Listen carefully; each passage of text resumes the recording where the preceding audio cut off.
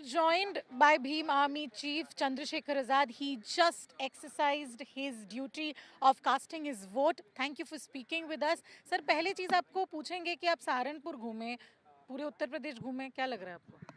तो उत्तर प्रदेश की जनता बदलाव चाह रही है, परिवर्तन का दौर चल रहा है। एक तरफ अमीरुल दल हैं, मैं अपनी भाषा में बताता हूँ, एक तरफ गरीबों के दल हैं। जनता ने अमीरों को आजमा लिया है और देखो 7 से 12 की सरकार हो, 12-17 की सरकार हो, 17 से 22 की सरकार, जनता ने देख लिया है कि जब वो अपने अधिकारों की बात करेंगे तो ये उनको धर्म का नशा चढ़ाएंगे। अब वो चढ़ने वाला नहीं है। आज भी अगर बीजेपी को के मुख्यमंत्री को और पूरी बीजेपी की केंद्र की सरकार को यहाँ उतरना पड़ रहा है, तो आप देखिए हालात क्या हैं। बीजेपी के विधायक एमपी पिट रहे हैं अपने क्षेत्रों में जाते हुए, विरोध हो रहा है। तो मैं समझता हूँ कि जनता बदलाव चाह रही है और इस बार बदलाव सुनिश्चित है। चंद्रशेखर जी, आपने बहुत ही इजी शब्द में कह दिया है कि गरीब और अमीर का चुनाव है, लेकिन यूपी में ऐसा होता नहीं है। कास्ट इक्वेशंस भी होते हैं, वहाँ पे रिलीजियस इक्वेशंस भी होते हैं। कास्ट इक्वेशन की अगर बात करें, दलितों को वू करने के लिए सारे पार्टीज लग गई है। मायावती जी भी बहुत लेट उतरी, तो ऐसे में आपको क्या लगता है कि वो दलित वोट अगर सब में बट जाएगा, किसी एक पार्टी को बेनिफिट होगा? क्या यही प्रोसीडियर है इस बार यूपी इलेक्शन? नहीं, मैं समझता हूँ दलित का वोट इतना है जितना पूरे उत्तर प्रदेश में अपर कास्ट हिंदू का वोट उससे भी ज़्यादा है। जब वो बढ़ सकता है तो यहाँ भी चीज़ें ट्रांसफ़र हो सकती है। मैं मेरी हमारी लड़ाई इसी के खिलाफ है कि जाति धर्म से ऊपर उठ के अब मुद्दों की राजनीति हो। मैं ये पूछना चाहता हूँ कि जब नौजवानों को रोजगार की जरूरत थी और विपक्ष को लड़ना था सरकार के खिलाफ, तो ये विपक्ष के लोग कहाँ थे? सड़कों पे थे। जब सरकार अन्याय अत्याचार करके निर्दोष लोगों को जेल भेज रही थी, जब पेपर जो भर्ती के पेपर लीक हो रहे थे, जब बहनों पे के साथ रेप हत्याएं हो रही, तब ये विपक्ष के लोग कहाँ थे? इनको सिर्फ चुनाव ही लड़ना है। मैं किसी के लिए पक्ष में नहीं कह रहा हूँ, मैं कह रहा हूँ कि जनता ने सारे नेताओं को देख लिया है। आज़ाद समाज पार्टी को भी, क्योंकि वो नया दल है, उसको इग्नोर किया जाए, लेकिन सच ये है जब रिजल्ट आएगा तो आपको देखने को मिलेगा कि आज़ाद समाज पार्टी के बिना उत्तर प्रदेश सरकार नहीं बनेगी। और जिन लोगों ने हमें नकार दिया था इस समझ के कि तो नए लोग हैं, वो भी लोग हमारे दरवाजे घूमते फिरेंगे कि आइए हमारी मदद करा दीजिए।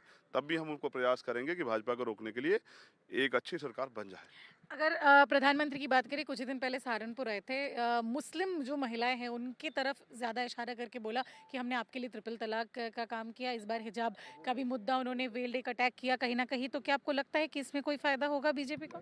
यही मुख्यमंत्री बयान दिए थे जब सीएए पर एनआरसी का आंदोलन चले कि मुसलमान अपने आप तो घर में घुस गए हैं और अपनी बीवियों को, अपनी बच्चों को सड़क पर बिठा दिया है।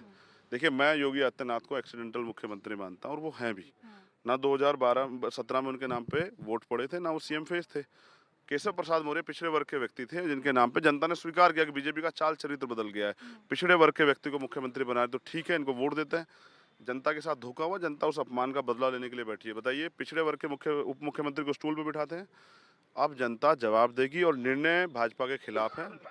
आज आप मेरी बात को नोट कर लीजिए कि बीजेपी के एमपी एमएलए क्षेत्रों में नहीं घुस पा रहे हैं। इसका परिणाम ये है कि बीजेपी ने 5 साल काम नहीं किया है। जनता त्रस्त है और गोरखपुर के हाल तो उससे भी बुरे हैं। चंद्रशेखर जी, क्योंकि आपने मुख्यमंत्री की बात की, आज सवेरे उन्होंने कहा कि देश को गजवाए हिंद नहीं होने देंगे।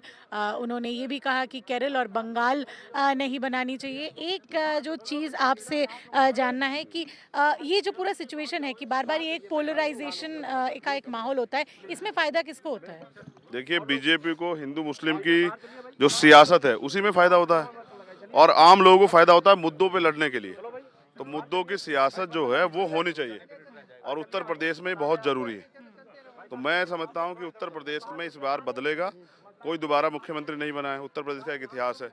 लेकिन उत्तर प्रदेश बदलाव मांग रहा है, इसका इसका परिणाम 10 मार्च को आ रहा है।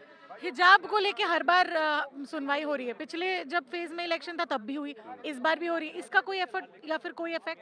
प्रयास किया जा रहा है कि इसके जरिए पोलराइजेशन हो जाए, जबकि अभी नहीं हो रहा है।